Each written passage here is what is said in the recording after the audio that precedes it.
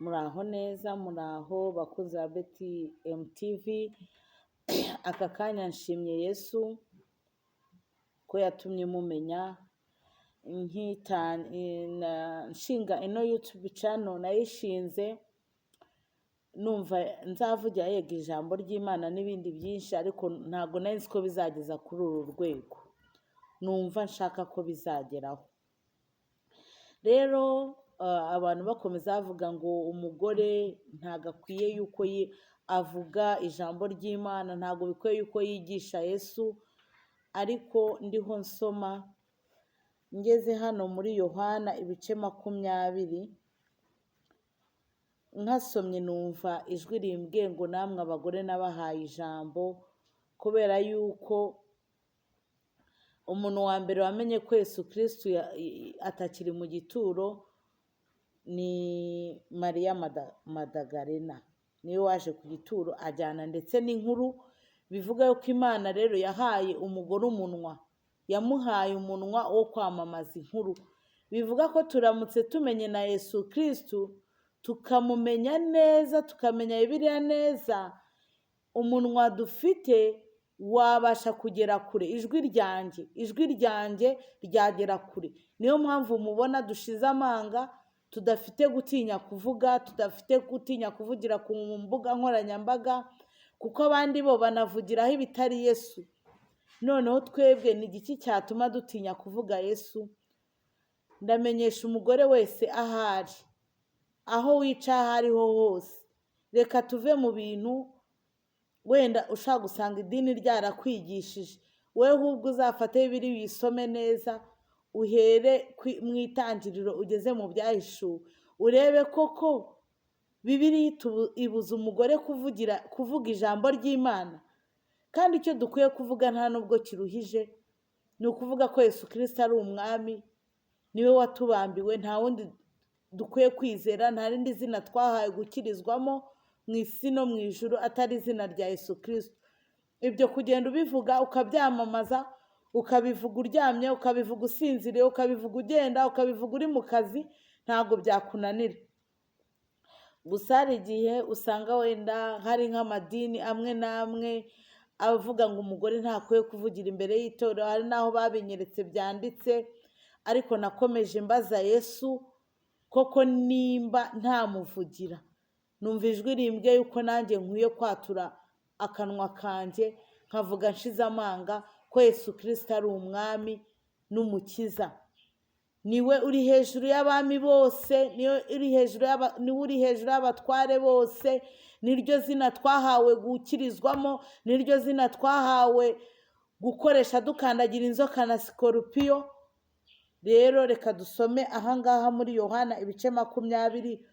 Nawe mugore aho uri wumve ko ushoboye, ko ushaka kuba washinga itorero, kuko umwanzi Satani we arwanya amatorero, arwanya amadini. Ntago amadini yose avuga ibibi. Umwanzi Satani we ararwanya kugira ngo tutazaduterana, ko guterana Yesu Kristo yarabisize ngo mujye muterana munyibuka, ariko muhuje umutima.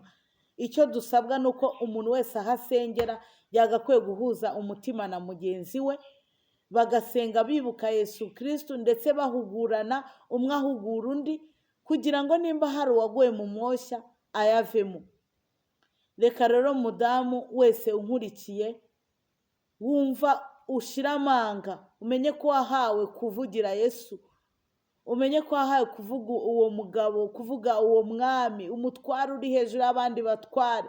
Yarazutse, yiyeretse abigishwa be, yarabiyeretse Toma undi utajya wemera, aravuga ati reka ndebe na za nkovu zo mu biganza, arazimwereka. Reka rero umugore wese unyumva utinyuke, uvugire umwami wawe, uvugire Yesu Kristo, ntushire ubwoba. Kurikira iki cyanditswe, wumva umuntu wa mbere wamenye ko Yesu Kristo yazutse, akaniruka akabibwira abandi. Bivuga rero ngo umunwa w'umugore ari umunwa ufitemo agakiza, ufite gushira amanga, yawuvuga akawugeza kure, ndetse isi yose ikaba yahinduka.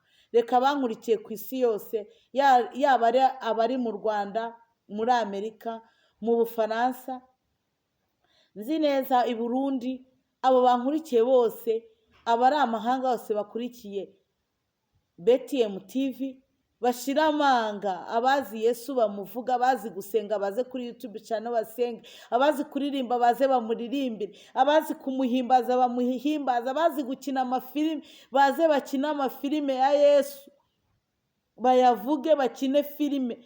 Iki gitabo kirimo inyigisho nyinshi, wahera mu itangiriro ukina filime ukoresheje ibyanditswe, mugakina muri abigishwa ba Yesu, mukicara tukiga ijambo.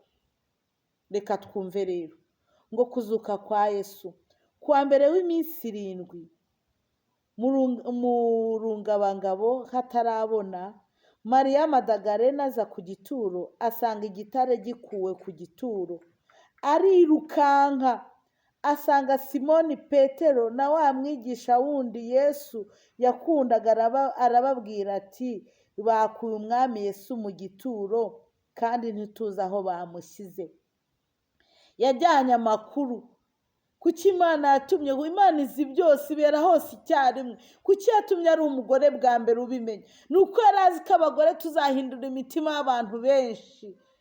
Reka dushira amanga rero duhindura imitima y'abantu benshi. Petero arasohoka na wa mwigisha wundi bajya ku gituro.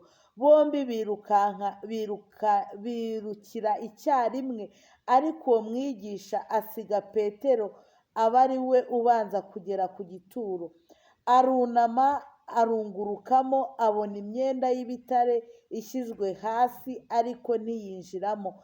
Maze Simoni Petero nawe azamukurikiye, yinjira mu gituro, abona imyenda y'ibitare ishyizwe hasi. Igitambaro cyari mu mutwe we kidashyizwe hamwe n'imyenda y'ibitare, ahubwo cyari kizinze kiri ukwacyo hirya. Nicyo cyatumye na wa mwigisha wundi wabanje kugera ku gituro nawe yinjira. Abibonye yizera ibyo yabwiwe na wa mugore. Yarabibonye arizera.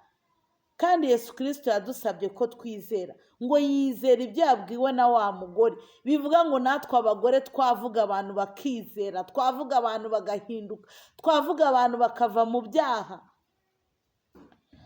Yizera ibyo ngo kuko bari bataramenya ibyanditswe ko akwiriye kuzuka. Maze abigishwa basubirayo bajya iwabo. Yizera ibyo yabwiwe na wa mugore. Mugore rero nawe wavuga Yesu, abagabo bakizera, abana bakizera, abakecuru bakizera, abasaza bakizera. Niyo mpamvu tudafite ubwoba bwo kuvuga Yesu. Reka tuvuge Yesu aho umugore wese ari, akanwa ke kature ko Yesu Kristo ari umwami n'umukiza, abyigisha abantu ko Yesu akiza ibyaha. Misiyo yamuzanye ari ugukiza abantu ibyaha. Reka mvuge ngo bye bakunzi ba BTM TV, murakoze cyane. Yesu Kristo abaho umugisha. Amen.